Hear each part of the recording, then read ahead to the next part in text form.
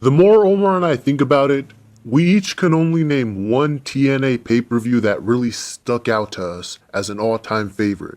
Now that TNA is improving and has a lot of our favorites in the spotlight and interesting feuds, I'm looking forward to Sacrifice or Slammiversary, hoping that either one of those can be that TNA pay-per-view that we can both look back on as one of our top pay-per-views of all time. Yeah, after watching last week's episode where none of my favorites were really featured and they kind of focused on more of the boring feuds of the show, the interest that I had on the show kind of went down a little bit. But after watching this week's episode, it really kind of turned up a notch here. And just like you said, this year might be the year that they give us that pay-per-view that started the turnaround. It could have been Lockdown, but they kind of threw together a bunch of shit at the last second and typical Russo stuff. But I don't know. I think this is the year that they're gonna say that pay-per-view was either the turnaround of TNA where they can be competitive again, or the downfall of TNA. One of the matches we got tonight that we were hoping would be saved for the pay-per-view was the Beautiful People versus Madison Rayne and my Santana Garrett. I don't know about you, but something about the way Santana was speaking made me think, she sounds like an undercover heel. It's that same tone that Mickie James had whenever she would speak to Trish Stratus. There was just something there that made you think, she doesn't really mean what she's saying right now. She has something up her sleeve. I don't know if that's intentional or not, but the thing I liked about Santana Garrett in the first place was that she was one of those heels that could mix personality with the wrestling. So while I wouldn't mind a heel Santana, the one thing the division needs the most right now is a top face that can carry the division. And Santana just has way too much potential right now as a top face to just turn her heel.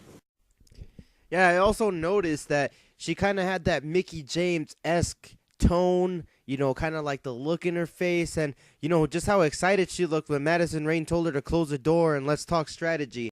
One thing that I will give you is that she does seem like she would make a really good heel, but one thing that she hasn't proven is how valuable she is as a face, so I don't know if she could be that top face that they could make, but knowing Russo, he'll give her an interesting character and get her over with the fans. But at the same time, I don't know if she's the one, but I don't know if Madison Rayne's the one either, so it's kind of hard to tell. You could throw Brooke Tessmacher in there once she gets on TV again, and she could overcome the Beautiful People and get the spot that she should have had 2 or 3 years ago. But aside from that, the image is really foggy as to who could be the face of the Knockouts division. TNA bringing the Beautiful People back was smart. While you can make the argument that it's a step backward, they should be moving forward, bringing in new knockouts, TNA is already working on that. We just don't know how long it's going to take before they can stack the division up the way they want it to. I mean, you don't want them to just bring in a whole bunch of Lady Tampons again, which, by the way, thank God they finally realized that Lady Tampon was completely useless. The Beautiful People are the perfect knockouts that you want to carry the division for the time being. They can keep the division interesting with the little that they have to work with until TNA can work everything out when it comes to signing new talent. Plus, people act like if just because this happened before, that means it's completely useless. No, it's not, because a gimmick like this, a tag team like this, will always be useful in women's wrestling, and it's better to have the original team than to just do it again with a knockoff type of team. Yeah, if there's one thing that they could have done badly, it would have been to replace either Angelina or Velvet with a knockoff. And one thing that would have been cool is if Velvet had declined Angelina, and then Angelina added Brittany. But it seems like what they're doing with Brittany now is epic in its own right. So, but just like you said, you hit on all points that I was planning on making. But before we move on, one thing I never understood. It seems like TNA has always tried to push Angelina and Madison more than they've pushed Velvet. Even though during her singles run, Velvet proved to be more valuable than Angelina and Madison ever were on their own. And that's despite the fact that Velvet was overshadowed by Fail Kim at every turn. She still turned out to be the most profitable, over, and valuable face the division has ever had. While Angelina may have been the leader of the Beautiful People, she didn't work out as well as a singles wrestler the way that Velvet did. And you can throw in whatever argument you want about talent or it being just because she's hot. But if that were the case, How come Brooke wasn't as big or as over as Velvet was? How come Dixie Carter decided to bring Velvet back after she left the company but didn't bother to bring Angelina back? So as we're sitting here talking about how there aren't that many knockouts that we can see being the legit number one face of the division, people overlook just how valuable Velvet was in that spot.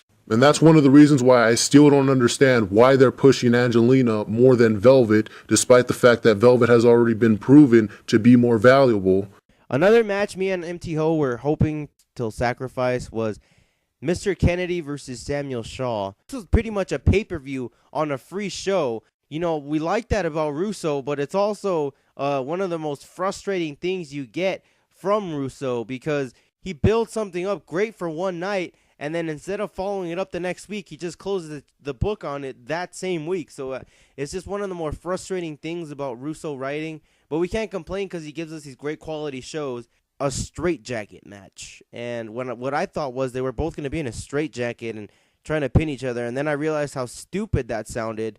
But it turned out that the actual match was even more stupid. And of course, it's Russo. You're going to have this stupid gimmick match. But I'm happy to see Samuel Shaw gets the clean win. Now maybe this feud is over. They can move on for some sorts. Or maybe they'll have a fourth match at Sacrifice. But whatever it is, I'm happy to see Samuel Shaw win. The only problem is he didn't really progress his storyline with Christy Hemme. Yeah, I'd be pretty disappointed if this was the end of the feud. But like you said, there's not much else they can go from here. So if Samuel Shaw is going to be moving on, one feud I'd love to see him have would be a feud against Austin Aries. Think about how awesome this would be. Samuel Shaw could be obsessed with winning Christy over again by going after everyone that's ever done anything wrong to her. And he can start by avenging the time that Austin Aries shoved his cock in Christy's face. I mean, it makes perfect sense. Hell, then Christy could turn heel by helping Samuel Shaw win by low-blowing Austin Aries. That would be karma. One thing that I don't really want to see that, because it seems like after she would turn heel on him, they might not have a whole lot more interesting to do with them unless they turn into like this whole weird couple that just like whips each other on the way to the ring. But that would actually be kind of interesting. That'd be weird, but it'd be interesting at the same time. And if Austin Aries ever makes his way back from all the way from, it's Austin Aries. If he ever comes back from there, you know, we haven't seen Austin Aries since, you know, lockdown, and that's good. That's one of the problems I've had with TNA since then, is that Austin Aries hasn't really been featured, even though that he's probably one of the better characters that they have. So the one thing that I really liked about this episode is the way that it was organized. I mean, you had one of the least compelling storylines, at least in my opinion, between Bobby Roode and Bully Gay kick off the show. And one thing I didn't like is that it included EC3 and Willow. That one doesn't really draw my attention too much either, because I don't really want them to feud. I kind of wanted EC3 to feud with Lashley, or Lashley could go on EC3's list of people that he's killed. So it just kind of seems like a step back for EC3 to feud with Willow. But I guess Willow is about as interesting character as they come.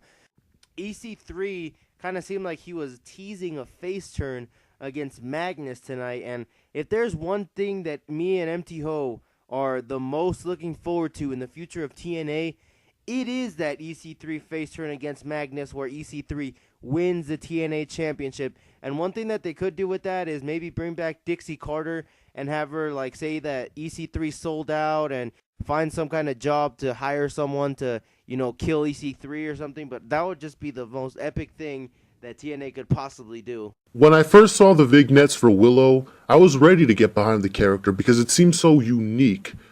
But now we know it's not a new character at all. It's just Jeff Hardy in a mask, on crack. He hasn't changed his wrestling style or attire or anything. Yeah, I was hoping we were going to see a more darker Bray Wyatt type of character, where he does creepy stuff backstage, cutting cryptic promos. Now, I'll give TNA one thing. The thing they're doing right now is they're making him a little crazier, wanting to do all these crazy spots, putting himself at risk just to hurt his opponent. And that would work if it felt like he really was just this crazy character that did all this crazy stuff for his own sick enjoyment, and not just like it was the 2008 Jeff Hardy doing these things just because it's Jeff Hardy and he likes to do crazy things. Yeah, I will agree with you there. The only thing that really feels more special about this one is that he wears a mask. I mean, given his promos are a little more interesting than just the generic, I'm going to beat you up because I'm going to do it for the fans. Now it seems like he says it in a much more, interesting way where it just doesn't sound like he's kissing ass to the fans anymore. So that's one little tweak from the actual Jeff Hardy character that I like. Last year when TNA came, they kind of built up Kenny King to be this awesome guy. He even had his own fan section, which was they called it a section, like the Cesaro section, where there's like 30 people with a sign that says Cesaro. The Kenny King section was 5 people with a Kenny King sign. After watching his vignettes, I was like, hey, maybe they changed up his character. Maybe he'll be interesting now. And sure enough, he was a lot more interesting. He came across as stronger on the mic than before. And just as a heel, it's really believable, like the character that he's playing and who he is. And the way that he challenged MVP, now he's going to, since he said he was the king of the X Division, I don't know if pun was intended there.